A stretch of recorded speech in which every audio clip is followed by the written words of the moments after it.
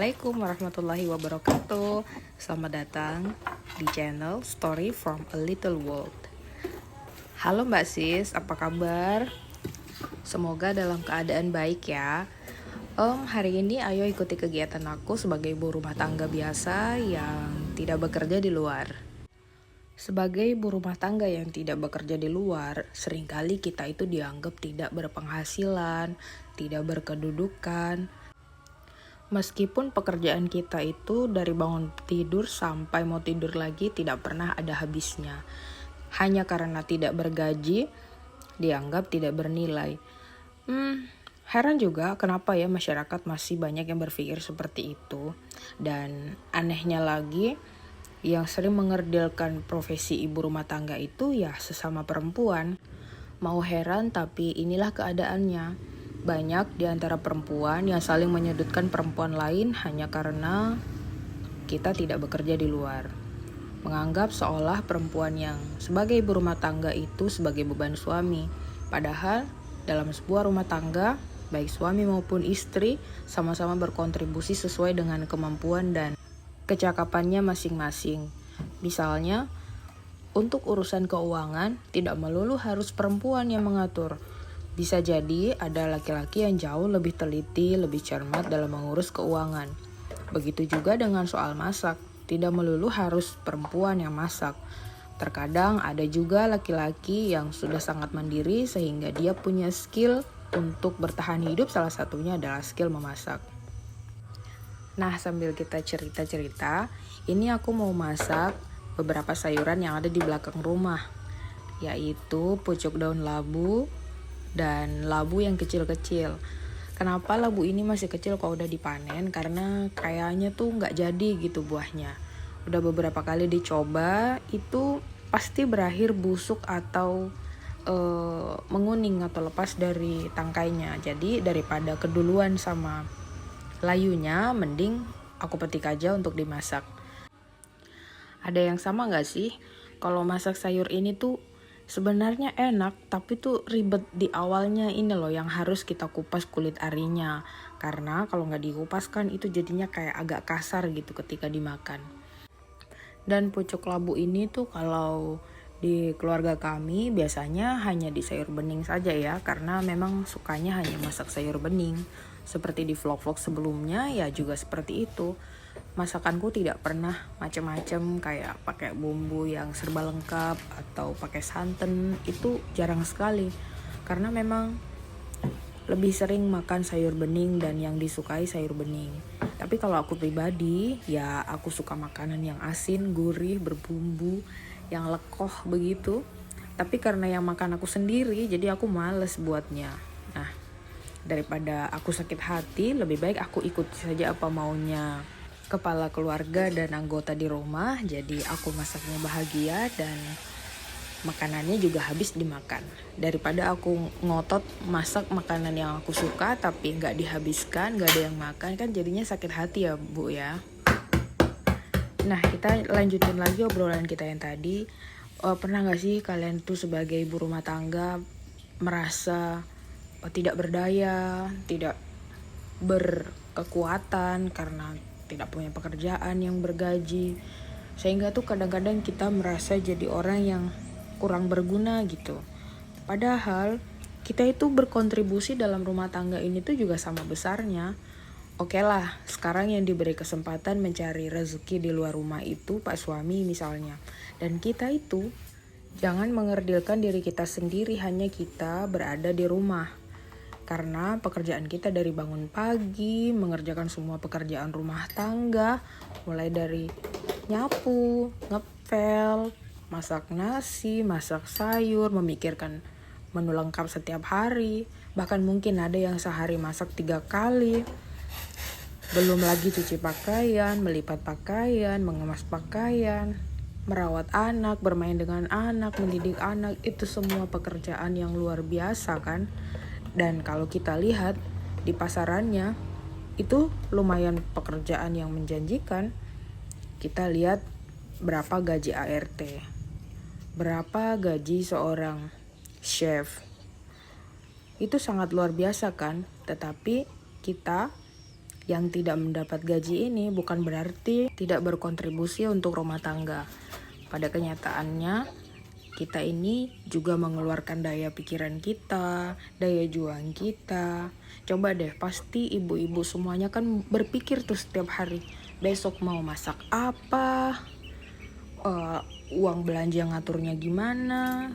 Karena ternyata setelah menjadi ibu rumah tangga, kita perlu memikirkan apa yang dikonsumsi oleh semua anggota keluarga kita. Dan itu yang menentukan adalah kita sebagai kepala dapurnya. Memikirkan menu 1 minggu saja itu butuh effort. Karena terkadang makanan itu ada yang tidak disukai anggota keluarga kita. Atau kadang kita sendiri yang merasa tidak suka dengan makanan itu. Atau bahkan kadang kita bosan masaknya itu lagi. Kita belanja ke pasar, ke tukang sayur, paling bahannya itu lagi. Jadi kita udah bingung tuh mau diapain lagi tuh makanan. Beli terong misalnya, kemarin udah ditumis, kemarinnya udah dibalado, masa hari ini terong lagi? Kan bingung ya, variasinya tuh harus bagaimana supaya disukai. Belum lagi kalau si anggota keluarga kita ini sangat picky eater, jadi kita memikirkan dari konteks makanan saja itu sudah menguras effort. Pikiran kita udah cukup terkuras hanya dari memikirkan makanan, belum lagi memikirkan kebutuhan bulanan. Belum lagi kalau kita yang tinggal di desa nih, ada kebutuhan sosial yang sangat banyak, apalagi kalau misalnya masyarakat setempat tempat kita tinggal itu memiliki budaya tertentu yang cukup sering menguras dompet, kayak misalnya ada selamatan, peringatan hari kematian, sunatan, pernikahan. Kalau pernikahan mah wajar ya, atau akikahan itu hal lumrah di berbagai tempat, tapi kan untuk seperti peringatan kematian, pindah rumah, dan beberapa ritual yang lain itu kan juga membutuhkan dana yang cukup besar. Dan di tengah keribetan kita memikirkan semua itu, kita masih bisa loh ternyata kita itu mengurus rumah, membereskan rumah, mendampingi anak, mendidik anak, melayani suami. Itu hal yang luar biasa, tidak semua orang memiliki kemampuan seperti itu. Dan itu bagiku adalah rezeki yang luar biasa, karena tidak semua orang berkesempatan meskipun memiliki suami dan anak, belum berkesempatan untuk merawat anak dan suaminya. Ataupun sudah memiliki suami tapi belum berkesempatan untuk mendidik anak. Dan aku rasa untuk keadaanku saat ini aku sangat mensyukuri. Jadi aku mau ngajak ibu-ibu semua, mbak sis semua untuk tetap optimis.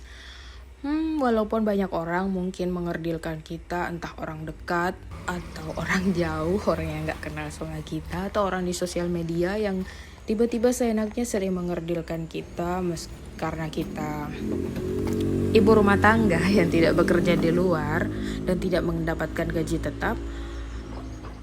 Tetap percaya diri karena kita sebenarnya sangat berperan penting dalam rumah tangga kita. Kita juga berkontribusi cukup besar dalam rumah tangga kita. Dan yang tahu isi dompet kita, isi rumah kita, isi dapur kita, isi pikiran kita hanya diri kita sendiri dan Allah yang tahu. Kita yang mengatur, kita yang menjalani, dan kita juga sendiri yang mencari rezeki itu. Jadi untuk apa kita terlalu memikirkan hal-hal yang tidak penting dari orang lain? Lagi pula orang yang berkomentar itu juga belum tentu kok bisa seperti kita. Belum tentu bisa mengatur rumah tangga seperti kita. Bisa saja ada yang kita lebih dari orang itu, ataupun orang itu yang lebih dari kita. Menurutku berumah tangga itu sama dengan kita berbagi peran sih. Karena kalau kita mau sempurna itu kan gak mungkin. Kalau dua-duanya bekerja, terus yang mendidik dan menjaga anak kita siapa? Kalau yang menjadi orang yang kita percayakan cocok dan sesuai dengan kriteria kita, ya oke lah. Tapi kalau tidak menemukan, kan otomatis kita harus punya keputusan untuk siapa yang bekerja di luar dan siapa yang bekerja di dalam rumah. Kan gitu ya. Gak harus semuanya bekerja di luar rumah lalu dihargai. Kan gak gitu. Dan kita sebagai perempuan tuh sebenarnya sangat diistimewakan. Pernah dengar nggak ceramah yang membahas tentang jika seorang wanita itu menunaikan sholat 5 waktu, berpuasa di bulan Ramadan, menjaga kemaluannya dan menaati suaminya, niscaya akan dikatakan padanya, masuklah ke dalam surga dari pintu manapun yang kau mau.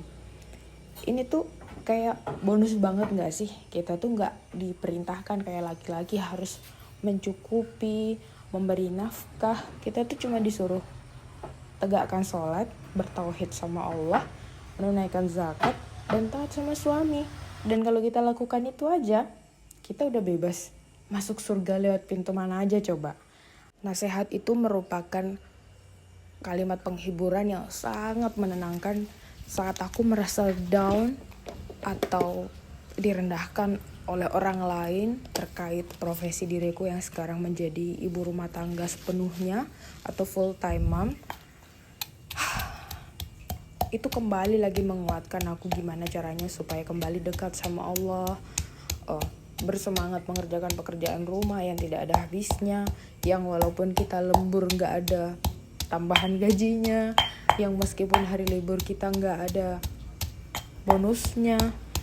Ya, kita kembali kuat lagi karena kita berumah tangga tidak hanya untuk berbagi kesulitan tetapi juga berbagi kebahagiaan. Aku berpikir bahwa mungkin di tempat kerja di luar sana juga memiliki beban yang mungkin kadang juga tidak sempat diceritakan sama kita di rumah, tetapi dia tanggung sendiri, dia pikul sendiri dan hanya diceritakan lewat sujud dalam doa-doanya. Jadi sebaiknya kita tidak merasa menjadi orang yang paling menderita, paling susah, paling paling itu.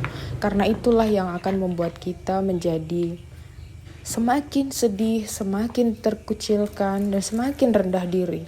Padahal itu semua adalah perbuatan dari diri kita. Jadi ayo kita berusaha untuk jadi ibu rumah tangga yang bahagia, jangan menyakiti diri sendiri, jangan merendahkan diri sendiri, dan itu hanya akan membuat diri kita semakin terluka. Nah, daripada kita berfokus pada hal-hal yang gak penting, lebih baik kita fokus membahagiakan diri kita. Meskipun kita sangat sibuk sebagai ibu rumah tangga dengan jadwal yang padat merayap dari bangun tidur sampai mau tidur lagi, ayo luangkan waktu untuk membahagiakan diri kita. Dan ya, cara me time-ku sebagai ibu rumah tangga hanya sederhana sekali sebenarnya. Makan dengan tenang, mandi dengan nyaman, itu semua tuh hal sederhana yang bikin aku bahagia. Jadi sebelum aku makan, aku pastikan dulu hak dasarnya anakku terpenuhi seperti mengenyangkan perutnya, memandikannya, menyiapkan pakaian yang baik dan bersih, kemudian menyiapkan mainannya sehingga aku punya sedikit waktu untuk makan dengan tenang. Begitu juga dengan mandi, jadi aku bisa 5 menit aja udah cukup kok untuk mandi dengan tenang. Karena sebelum bisa mengatur waktu, hal-hal sederhana kayak gini sangat mengganggu banget. Kita jadi gak bisa menjalani hidup dengan tenang. Mandi aja ibaratnya belum sempat mandi udah digedor-gedor pintu. Dan yang paling penting tuh bisa sholat dengan tenang. Itu udah alhamdulillah banget deh. Dan buat aku pribadi, ngopi itu juga jadi rutinitas me time yang sangat amat aku butuhkan. Karena mungkin udah kecanduan ya, jadi ini tuh punya efek yang menenangkan gitu buat aku. Dan kopi yang aku minum ini adalah kopi Kapten. Aku tuh udah coba beberapa merek kopi ya, yang ini tuh menurutku paling gurih gitu rasanya. Kalau dibaca dari komposisinya sih, ini mengandung serealia, kayaknya itu deh yang bikin kopinya jadi terasa lebih gurih. Apa ada ibu-ibu yang sama seperti aku suka minum kopi hitam? Aku biasanya sering diejek sih sama orang, apalagi bapak-bapak gitu. Katanya perempuan kok minum kopi, apalagi kopi hitam lagi, seperti nenek-nenek katanya, seperti bapak-bapak. Tapi aku gak peduli sih, karena ini kan kebahagiaanku yang aku atur sendiri dan tidak tergantung pada mereka. Sesederhana itu aku membahagiakan diriku hanya dengan minum segelas kopi. Kita lanjut ceritanya besok lagi ya Mbak Sis dan ibu-ibu sekalian. Assalamualaikum.